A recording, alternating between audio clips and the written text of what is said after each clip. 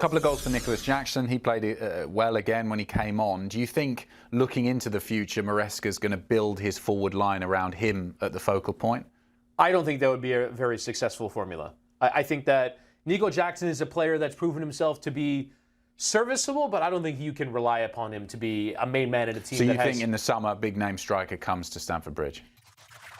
You give a lot of credit to Enzo Fernandez. He only played 45 minutes, but was incredibly instrumental. And we were talking before the show, I do think that Fernandez is an interesting case because Caicedo won that number 6 role.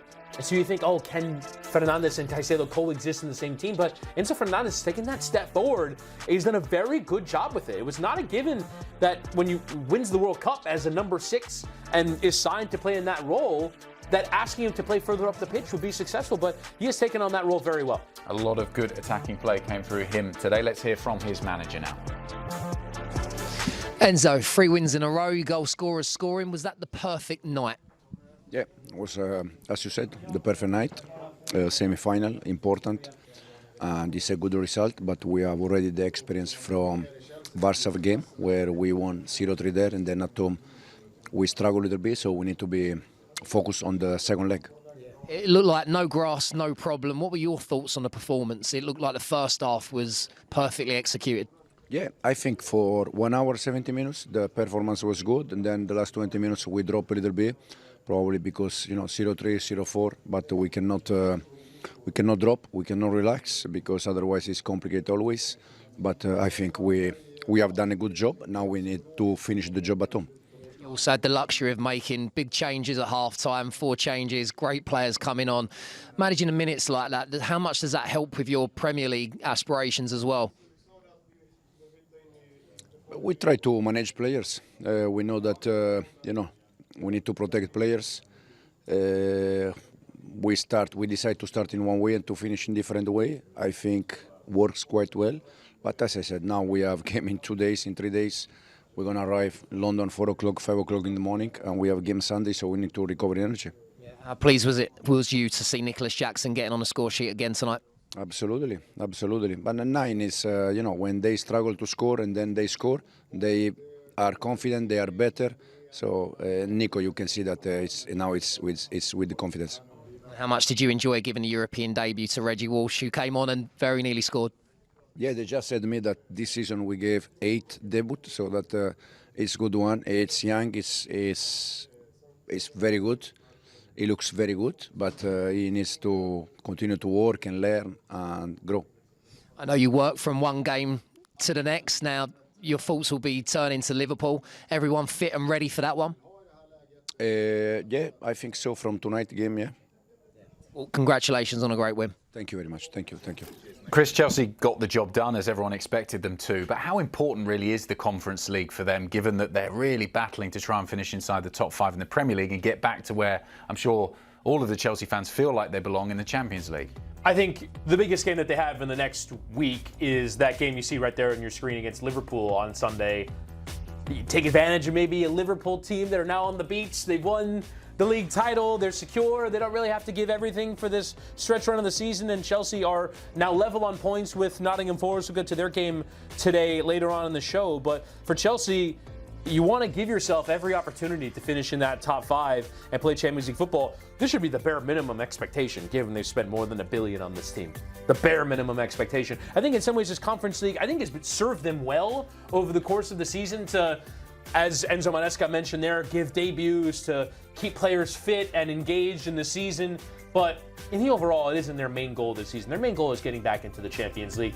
In some ways, it is a little bit of a difficult one, because especially given the opposition that they've had until this point, it really is damned if you do and damned if you don't, because they're expected to win. They should beat Djurgården. They should beat them in the second leg. I think they'll have a difficult final no matter who they play, but they should get to the final, no problem. And then, can you go on and win it? I think it would be a disappointment if they didn't. It would be a kind of cool factoid almost to have won the Champions League, the Europa League, and now the conference, the first club to do that. But I think that ultimately their bigger game is on Sunday. It's not in this competition. A couple of goals for Nicolas Jackson. He played well again when he came on. Do you think, looking into the future, Marseca's going to build his forward line around him at the focal point? I don't think that would be a very successful formula. I think that Nicolas Jackson is a player that's proven himself to be serviceable, but I don't think you can rely upon him to be a main man in a team. So you think in the summer, big name striker comes to Stamford Bridge? I think it's one of those where between Arsenal and Chelsea, there almost seems to be a headstrong, I'm not going to do it just because you'll tell me to. And I don't know what that's about, but they've persisted without spending all this money. Think about what they spent in their midfield between Lavia, Caicedo, and Fernandes. All the money they spent on fullbacks. Cucurella, Chilwell, Malo Gusto, all these players they brought in. And yet, for some reason, they just haven't gone out since the Lukaku signing failed under Tuchel. They haven't gone out in this Todd Boehly era and really gone and bought a big name. There are all these options out there. Don't tell me that there aren't striker options out there. There are plenty. You can go get Victor Osimhen in the summer if you wanted to, probably at a cut rate price. But I don't think that Nico Jackson is that guy. But maybe Chelsea just continue to be stubborn and say, we feel like we can do it with Jackson, or maybe we can devalue this position and worry about the chance creation around him. I think they need that guy. But I'm not certain they're going to go and do it just because we all have been saying in the media that Arsenal need to go sign a striker, that Chelsea need to go sign a striker, that just they're going to do it. It's almost like a stubborn thing at this point. Marseca, and you mentioned it in the previous answer, that he's used this competition as a great way to blood in some of the younger players. Are there any, over the course of it, we saw Tyreek George getting a start today, are there any of those younger players who you think have played their way into the reckoning for a proper starting position as we move into next season? I think the one player that has been talked a lot about in terms of why did he make the move to Chelsea was Kieran Dewsbury Hall in that midfield. And I think he has earned his way into playing a bit more by playing a good role in that 4-3-3. As James today was at the base of it, Dewsbury Hall and Enzo Fernandez were ahead of him. I think he's the one player who's kind of most added to his stock. I think Jadon Sancho, I think it's actually done a really good job as well. It's kind of easy to forget sometimes that Jadon Sancho is at this club because we saw Sancho last year for Dortmund in the Champions League semi-final be the best player on the pitch, on a pitch that had Kylian Mbappe on it, that had Bradley Barcola on it, João Neves. He was sensational in that semi-final against PSG, but